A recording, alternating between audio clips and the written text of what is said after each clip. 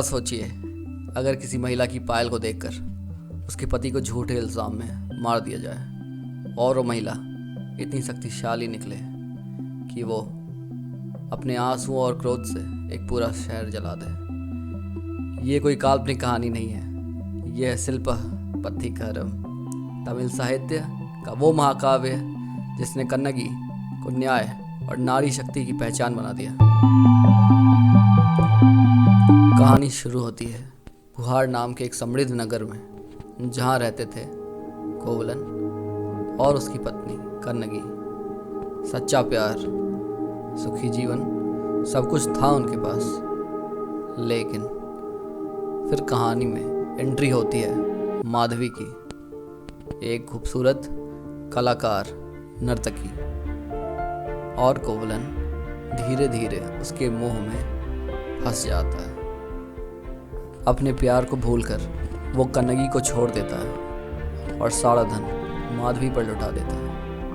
पर मोह भंग होता है और वो फिर लौट आता है उसी कन्नगी के पास जिसने अब भी उसका इंतजार किया था, बिना किसी शिकायत के।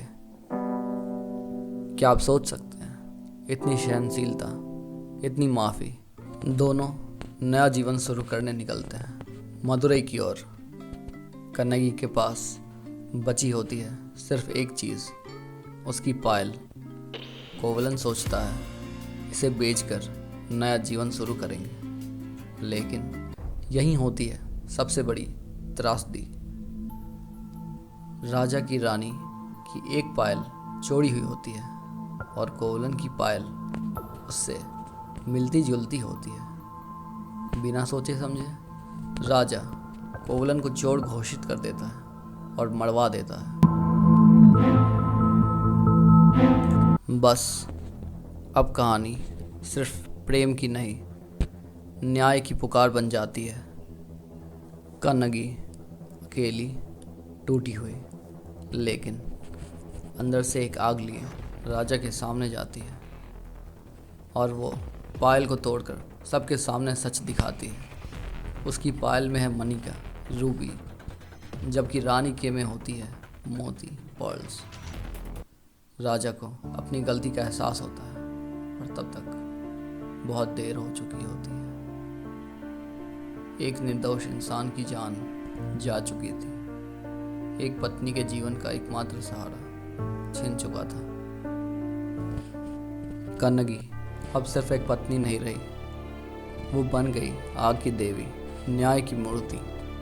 उसने मदुरई को शाप दिया और कहा जाता है कि पूरा शहर धू धू कर जल उठा।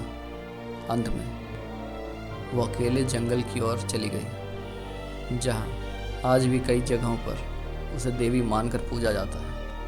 पाथिनी देवी, पवित्रता और शक्ति की मिसाल।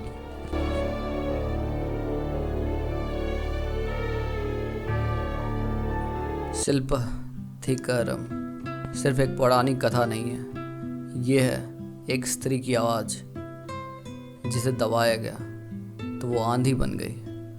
आज हम जस्टिस की बात करते हैं, फेमिनिज्म की बात करते हैं, पर इस कहानी ने सदियों पहले दिखा दिया था कि जब एक महिला का धैर्य टूटता है तो इतिहास बनता है।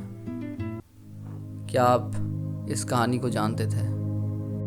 और अगर ये कहानी आपको छू गई हो तो इसे शेयर करें। ऐसी ही ऐतिहासिक और दिल को छू जाने वाली कहानियों के लिए लाइक, सब्सक्राइब और बेल आइकन ज़रूर दबाएं। मिलते हैं अगली कहानी में। हमारे चैनल पर आने के लिए धन्यवाद।